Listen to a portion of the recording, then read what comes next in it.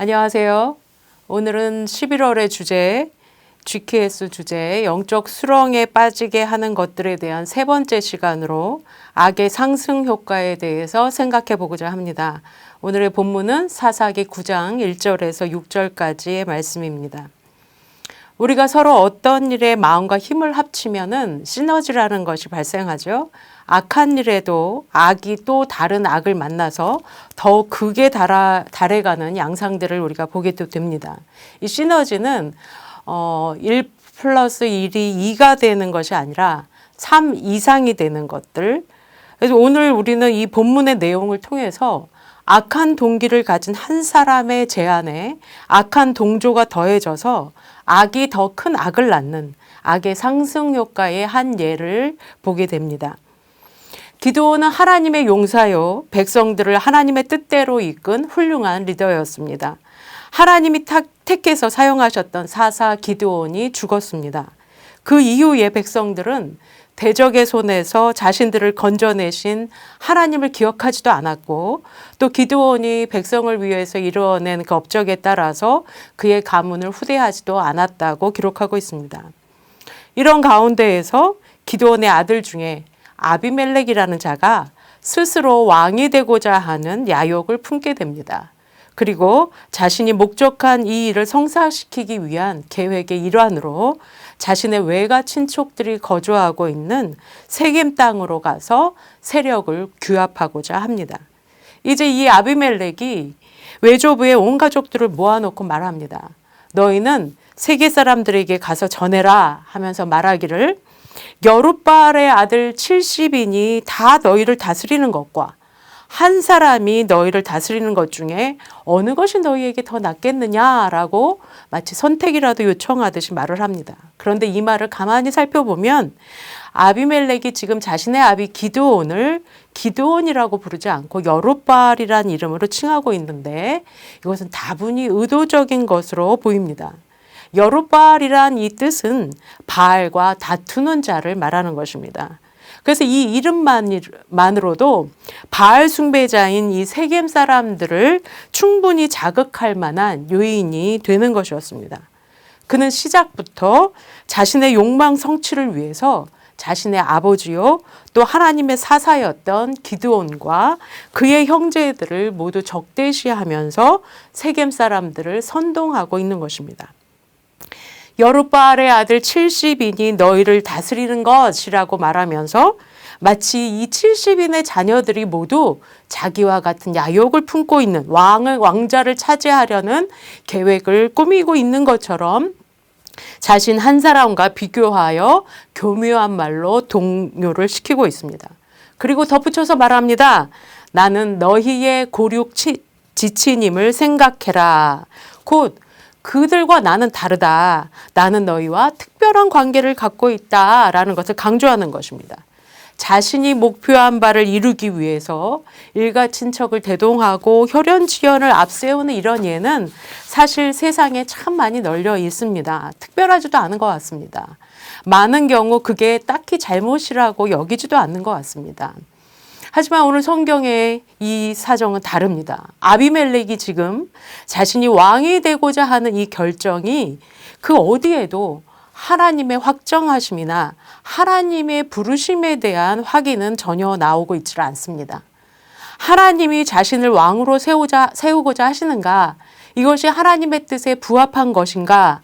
라는 부르심이라든가 소명 같은 것에는 전혀 개의치 않고 있고 이것을 고려사항이 전혀 되지 않고 있는 상황입니다.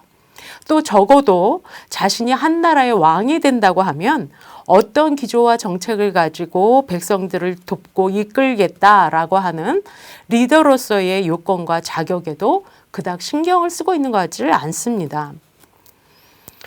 그저 어떤 수단과 방법을 써서든 자신이 야망하는 것을 이루는 것이 목적입니다. 그리고 그 방편으로 우상의 땅, 세겜으로 가서 일가 친척들을 모두 그 의견을 모으기 위해서 찾아온 것입니다.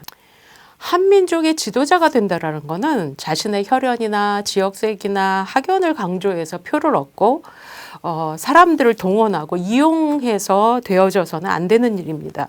그런데 지금 악한 동기에서 시작한 그 일이 계속해서 시작되고 재생되고 플레이되고 있습니다.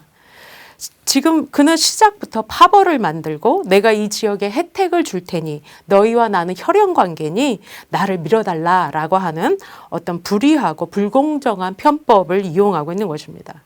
그런데 여기에 더해서 안타깝게도 세겜 사람들 역시 이런 분별력이 없는 것으로 보입니다. 아비멜렉의 제안을 들은 그들은 하나같이 치우쳐서 아비멜렉이 나는 너희의 고륙 지친님을 생각해라 라고 한 말에 마치 응답이라도 하듯이 그는 우리의 형제다 라고 화답하면서 아비멜렉을 지원하게 이릅니다. 악이 계속해서 재생되고 진행되고 있는 것입니다. 그가 왕이 될 자격이 있는지 없는지, 그가 의롭고 참된 지도자로서의 성품과 은사를 지녔는지 아닌지는 관계가 없었습니다.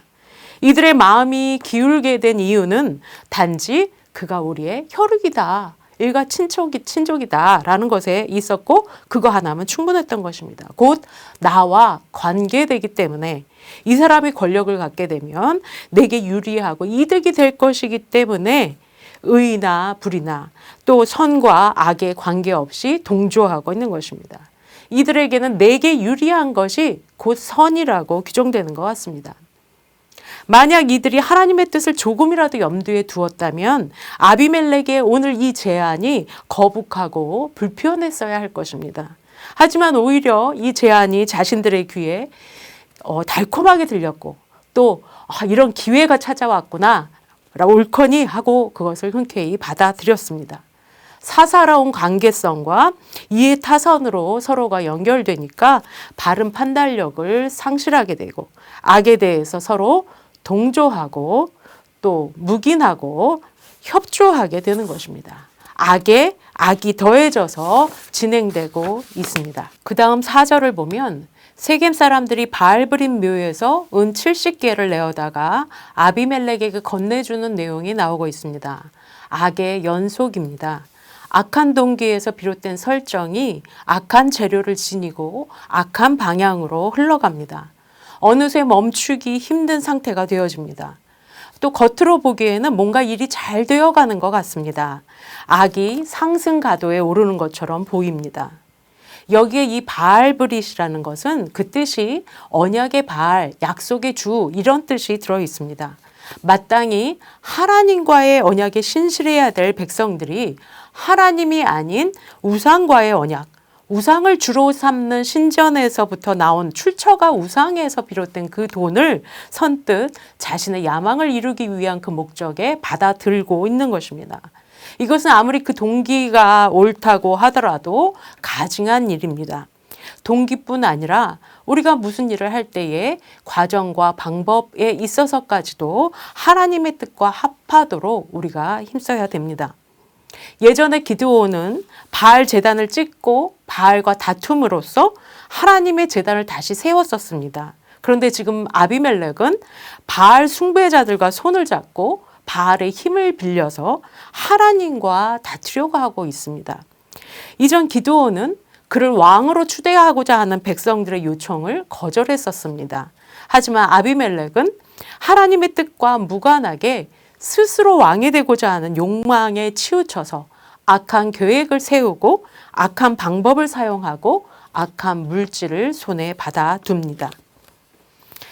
세겜 사람들이 아비멜렉에게 돈을 건넨 데는 그들 역시 진심으로 아비멜렉을 왕으로 삼고자 하는 그 마음보다 자신 나름대로의 계산이 있어 보입니다.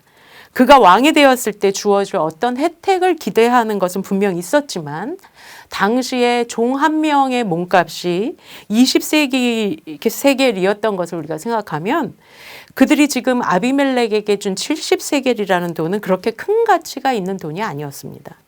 아비멜렉에 동조하면서 생색은 내고 있지만 그들 나름대로 손해를 보지 않으려고 하는 계산이 들어있는 것으로 보이는 것입니다.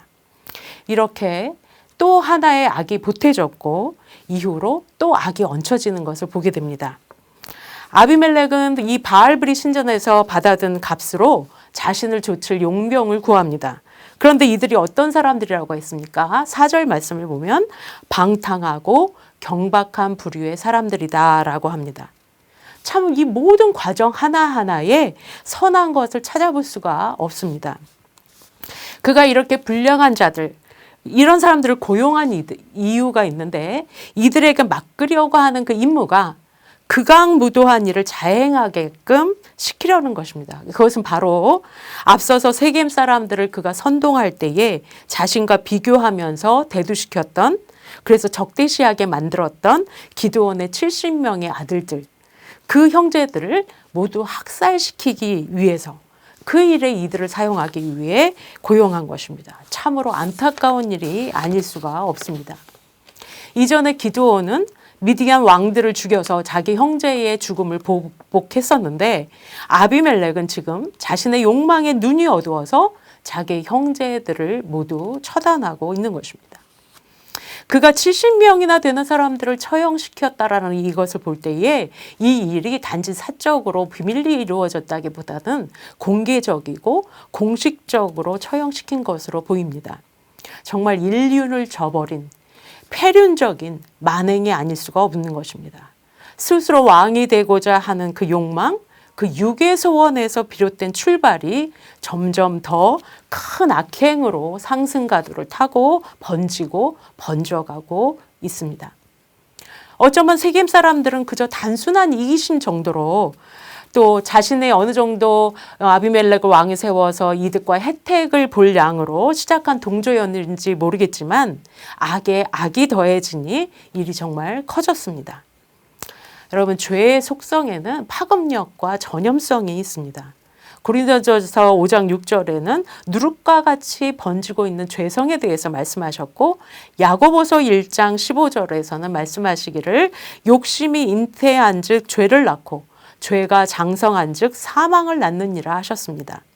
그래서 우리는 데살로니가전서 5장 22절 말씀처럼 악은 모든 모양이라도 버리는 일이 중요합니다. 악인 줄 알면서, 죄인 줄 알면서 끼고 있으면 일이 커지게 됩니다. 작은 욕심인 것 같아도 더 큰 죄를 낳게 되듯이 악이 악을 낳게 되는 것입니다. 아비멜렉이 지녔던 그 악함이 하나님을 외면했고 또 자신의 목적을 이루기 위한 도구로 사람들을 이용했습니다. 반면 이기심 가득한 세겜 사람들은 그의 악한 계획에 이용당하게 됩니다. 사람의 이기심이나 또 욕망이 결국은 우상 숭배로까지 귀결되고 이것은 결국 또 사람들, 형제들, 이웃의 권리를 빼앗고 폭력과 살인을 하기까지 이르게 된 것입니다. 아비멜렉은 결국 왕의 자리에 올랐고 사람들은 그를 환호하며 칭송하며 성공한 인생이라고 여길지 모르지만 인간의 이 악함들이 모여서 만든 성공은 진짜 성공이 아니라 하나님의 무서운 심판을 장차 초래할 서막에 불과한 것입니다. 악으로 시작해 악에 따라 행하는 그들에게 참된 복이 주어질 수 없고 하나님의 징벌을 면치 못할 것입니다. 악으로 시작한 일에 악이 더해져서 악으로 끝이 났습니다. 애초에 작은 악을 용납할 때에 그 악이 우리로 하여금 영적 수렁에 빠지게 하는 요인이 되는 것입니다. 일이 이렇게 진행되는 과정 어디쯤에서라도 이게 죄라는 것을 우리가 인지하게 될 때에 바로 멈출 수 있어야 됩니다. 죄성을 지닌 우리는 매번 이게 정말 옳은 것인가? 이게 하나님의 뜻에 부합할 것인가?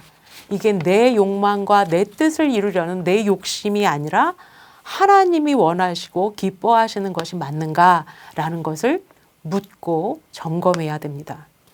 그렇지 않게 되면 누구든지 자신의 소원에 집착하고 몰입된 상태에 빠지게 되면 그 받은 탄력을 정지시킨다는 것은 참으로 어려운 일입니다.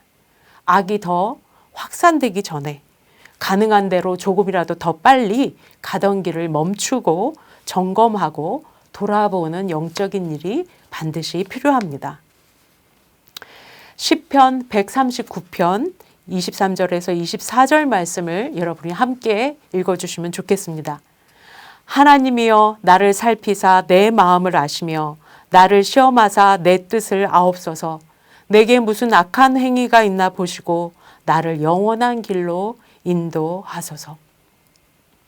하나님의 뜻이 아닌 자신의 욕망에 집착되어서 그 악이 악을 만나게 돼서 더 큰 악에 빠지지 않도록 우리가 스스로를 늘 돌아보고 또 서로를 사랑으로 돌보는 공동체가 되어졌으면 하는 소원입니다. 여러분의 셀 가운데에서도 이러한 영적인 일들이 서로를 돌아보고 함께 중보하고 악에 치우치지 않도록 삼가 경계하는 일들이 있기를 간절히 바라며 이 말씀을 나눌 때에 은혜가 가득하실 수 있기를 소원합니다. 이것으로 11월 셋째 주 성경에서 GKS 성경 해설을 마치겠습니다. 수고하셨습니다. 감사합니다.